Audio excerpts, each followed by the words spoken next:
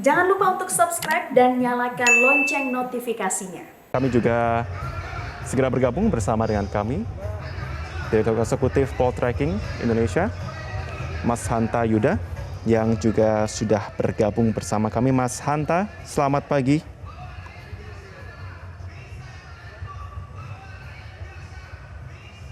Ya, selamat pagi, Marvin. Selamat pagi, Mas Hanta. Proses hari ini kita bisa menyaksikan banyak sekali partai politik yang excitement ya kita melihatnya ya, untuk melakukan pendaftaran hari pertama, tanggal pertama, bahkan jam pertama di sini.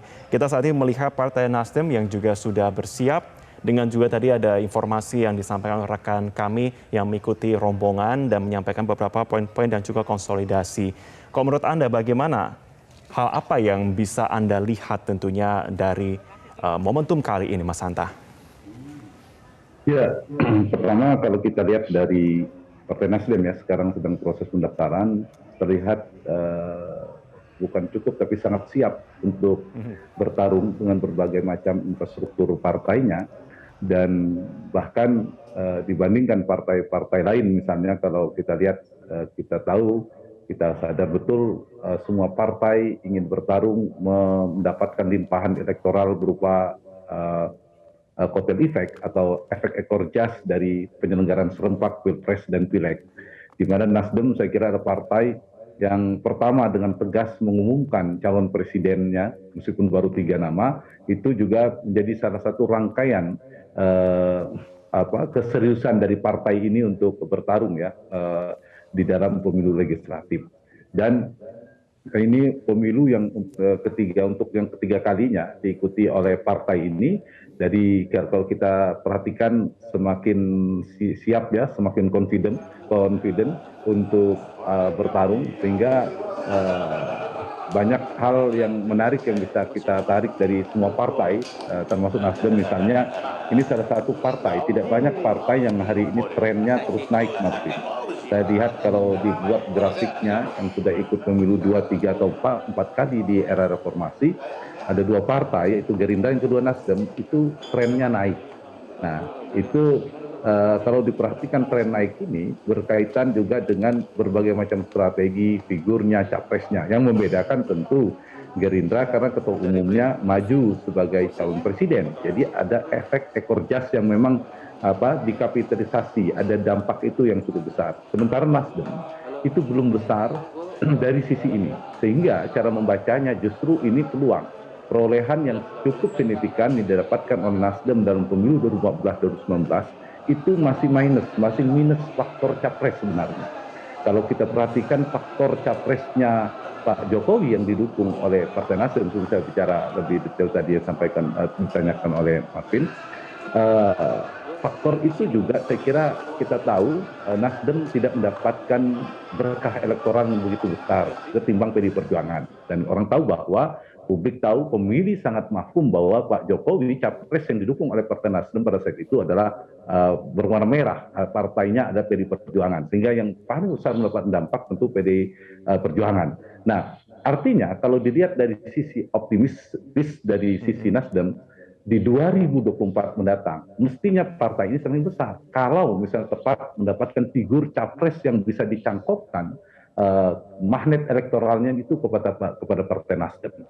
Jadi ada beberapa variabel yang kemarin menjelaskan mengapa Partai Nasdem 2012 kita tahu baru pertama ikut pemilu sudah cukup signifikan ya, mendapatkan suara 8 sekian juta dengan 35 kursi, kemudian 2019 naik cukup signifikan. Kalau dilihat dari perolehan suaranya itu, perolehannya 50% kenaikannya menjadi 12 sekian juta dengan 59 kursi, lebih dari 10% kekuatan di parlemen. Nah, faktor ini selain faktor Partai Nasdem, mesin partainya, kadernya, ketua umumnya Pak Surya Paloh, seterusnya, itu satu variabel. Variabel yang kedua adalah faktor strategi menentukan calegnya. Magnet calegnya kalau diperhatikan itu juga menarik. Nah, yang ketiga, kalau itu ditambahkan dengan faktor capres, saya kira partai ini mendapatkan saya kira prospek elektoralnya cukup cerah kalau tepat mengambil keputusan capres yang kemudian bisa memberikan dampak secara langsung kepada Partai Nasdem. Begitu, Marvin.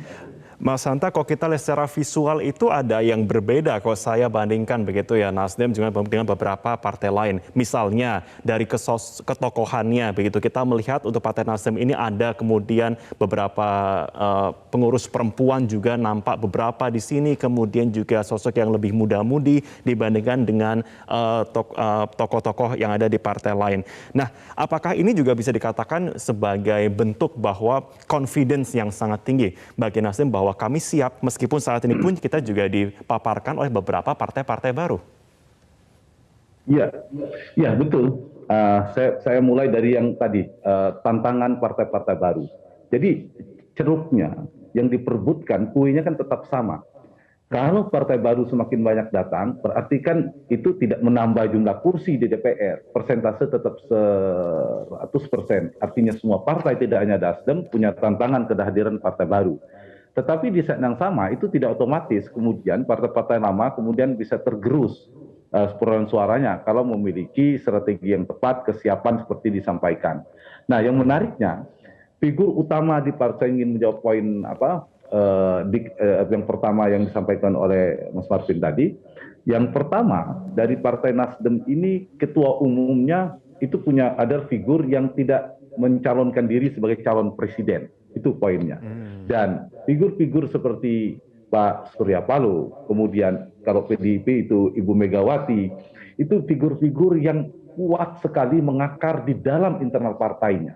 Sehingga konsolidasi, soliditas partai itu aman, stabil. Karena tantangan partai itu kan biasanya di stabilitasnya. Dan itu tantangan seperti Partai Golkar dalam era reformasi itu kan dinamikanya sangat kencang. Nah, saya ingin mengatakan Partai Nasdem seperti PDI Perjuangan juga itu punya figur yang kokoh di dalam, dia mengakar sekali. Kemungkinan terjadinya faksionalisme yang menajam, kubu-kubu yang saling melemahkan, yang saling bertarung di dalam, menggunting dalam lipatan, itu kecil terjadi. Dan itu menyebabkan mesin partainya berjalan efektif. Saya ingin menjawab itu. Satu itu.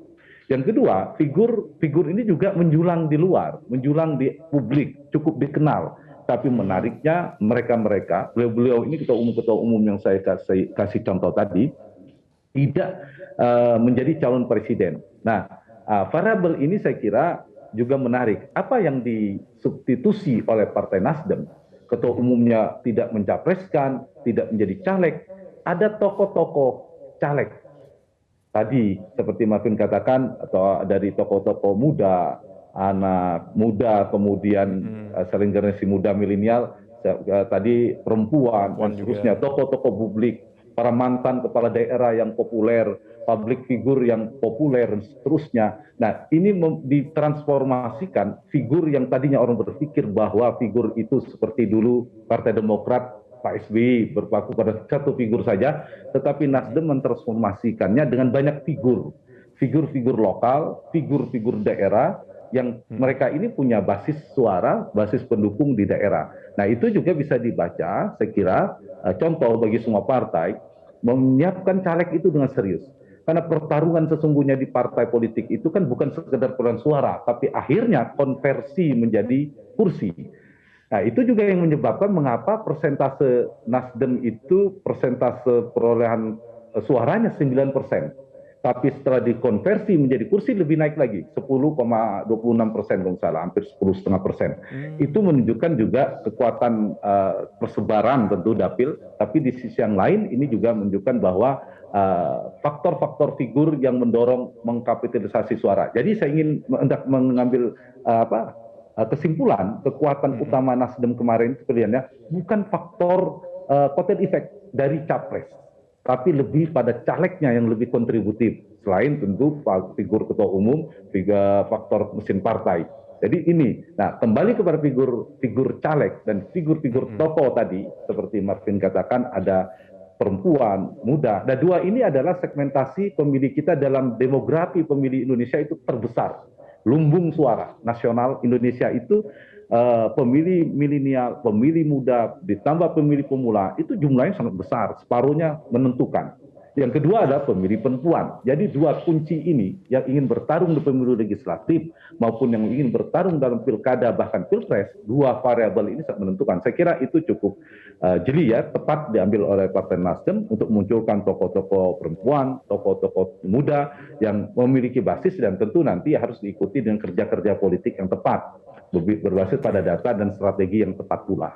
Jadi itu juga bagian dari kesiapan tingkat kepercayaan diri yang cukup tinggi ya dari partai-partai seperti Nasdem yang sudah menyiapkan berbagai macam nama tadi. Ya saya kira nanti diikuti ujungnya selain kepengurusan adalah wajahnya itu teras utama dari sebuah partai politik itu adalah nanti komposisi calegnya. Oke, Mas Hanta, ini kalau bisa dikatakan ceruk Partai Nasdem sudah cukup kuat, tapi apakah itu cukup untuk kemudian menjangkau sampai ke tingkat grassroots, baik itu dari sisi ketokohan ataupun juga profil dari sang sosok-sosok daerah ini? Ya, potensinya besar, tetapi saya kira Nasdem sebagai partai perlu pembaruan strategi, perlu rebranding lagi karena penyegaran dalam politik itu kan karena selalu dinamis, sama dengan peta politik koalisi itu sama dinamisnya dengan fluktuasi dinamika tren perilaku pemilih, Marvin. Jadi harus disiapkan soal itu. Dan saya kira Nasdem ini mentalnya kan berdirinya itu kan mental partai pemenang. Saya tidak berlebihan untuk mengatakan partai ini pantas untuk confident, untuk terus percaya diri. Kenapa? Okay. 2 kali ikut pemilu, dia kan trennya naik, langsung signifikan. Biasanya ada partai yang belum lolos, kemudian turun lagi dan seterusnya. Di 2014 kemudian dapat suara signifikan, kemudian 2019 naik signifikan. Bisa dikatakan kelompok pemenang dalam pileg. Dalam pilpres, itu menang 2 kali bersama Pak Jokowi, bersama koalisinya tentunya. Itu di pilpres juga menang. Artinya memang partai pemenang. Dan yang ketiga, kalau dibuka data pilkada, saya sementara itu memenangkan dalam koalisi pilkada itu 132, diantaranya ada 4 bahkan lebih pemilihan gubernur. Yang saya tahu gubernur Jawa Barat berprovinsi besar, gubernur Jawa Timur, kemudian di Kalimantan itu ada Kalimantan Barat dan sebagainya. Terakhir di 2020 itu kadernya sendiri di Sulawesi Tengah memenangkan pemilihan gubernur. Artinya wilayah-wilayah strategis yang diambil oleh Nasdem, bahkan kalau kita ingat di Jawa Barat itu kan yang pertama yang mendukung Ridwan Kamil, itu partai Nasdem ini adalah biasa menjadi pionir, dia menjadi penggagas utama dalam membantu koalisi. Sama sekarang kalau diperhatikan dengan dinamika pilpres, koalisinya kan kita lihat, gondang dia seperti sedang berupaya membentuk poros koalisi sendiri. Nah, karena itu tidak berlebihan saya ingin mengatakan bahwa partai ini, Partai Nasdem ini memiliki peran yang cukup strategis dalam peta konstelasi politik nasional kita maupun di daerah. Nah, itulah yang menyebabkan mental mereka, partai ini seolah-olah ingin terus menjadi pemenang. Nah, tetapi di saat yang sama saya kira setiap pemilu punya tantangan yang berbeda, petanya mulai berbeda, pesertanya bertambah, sehingga tadi saya ingin menjawab pertanyaan Marvin tadi, di 2019 iya, 2019 iya, 2024 adalah ada variabel 1, capres. Nanti ada capres-capresnya. Nah, itu harus tepat, Partai Nasdem mengambil calon presiden mana yang pertama diproyeksi akan memenangkan pertarungan, itu satu. Yang kedua, bagaimana kejelian membaca si capresnya itu memberikan dampak elektoral, di mana Nasdem memiliki berkah secara elektoral. Karena kalau menang saja, kemudian capres-cawapresnya tidak terasosiasi kuat, tidak punya brand connection dengan Partai Nasdem, figur itu juga saya kira tidak akan mendapatkan peran secara signifikan nanti dari kotel efek itu. Jadi harus tepat, menang, kemudian juga dia terasosiasi kuat dengan Partai Nasdem dari sisi capres, karena ini kan serempak. Yang kedua, tadi yaitu soal caleg-calegnya. Nah, ini juga saya kira jangan ditinggalkan tradisi ini. Kekuatan Partai Nasdem sebelumnya kan itu kan ada figur mantan kepala daerah, public figure, tokoh publik. Nah, ini harus betul-betul di branding. Kekuatannya itu kalau dalam bertarung kan di tangan kanan kita harus kuat datanya akurat. Di tangan kiri harus strategi yang tepat. Nah, itu yang saya kira yang menjadi pegangan Nasdem beberapa partai yang betul-betul serius menyiapkan proses kontestasi politik.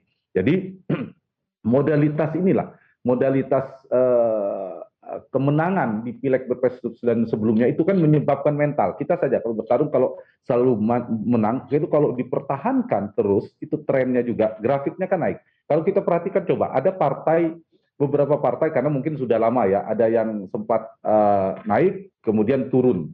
Itu kalau kita perhatikan ada beberapa partai. Misalnya saya kasih contoh Partai Demokrat. Partai Demokrat itu tren perjalanan elektoralnya, jejak elektoralnya seperti kurva.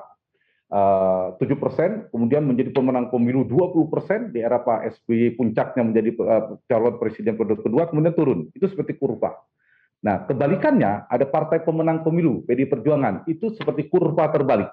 Kurva terbalik. Pemenang di tahun 99, kemudian anjlok cukup kuat ya di tahun 2024 ya kalau tidak salah, 2029. Nah, kemudian sekarang lagi naik tren, era Pak Capresnya Pak Jokowi. Jadi seperti kurva terbalik. Ada Partai Golkar, perolehan kursinya itu trennya agak turun. Meskipun ya landai, tapi sempat turun, kemudian landai trennya. Kalau dilihat jejak elektoralnya dari pemilu 99, sempat pemenang 2024, tapi kemudian di 2009 turun sedikit perolehan kursi, landai, turun dan stagnan. Nah, ada Gerindra dan Partai Nasdem sebenarnya itu trennya naik. Kalau dilihat titik-titik kita bikin itu trennya tren elektoralnya itu naik. Nah, dua partai itu. Yang membedakan, saya ingin ini data ya basisnya, Partai Gerindra itu memang didongkrak oleh faktor Pak Prabowo seperti dulu Demokrat dan Pak SBY. Nah, sementara Nasdem kan belum ada figurnya yang betul-betul misalnya ada capres yang kuat. Oh, ini Nasdem ya. Itu yang belum saya kira menjadi peluang sekaligus tantangan bagi Nasdem ke depan untuk memainkan strategi itu. Kita ikuti lebih lanjut juga bagaimana saat ini proses yang berlangsung di KPU dan juga kita melihat bagaimana tentunya strategi-strategi yang akan ditempuh. Harap ditangguh Mas Hanta, kita akan kembali usai jeda pemirsa.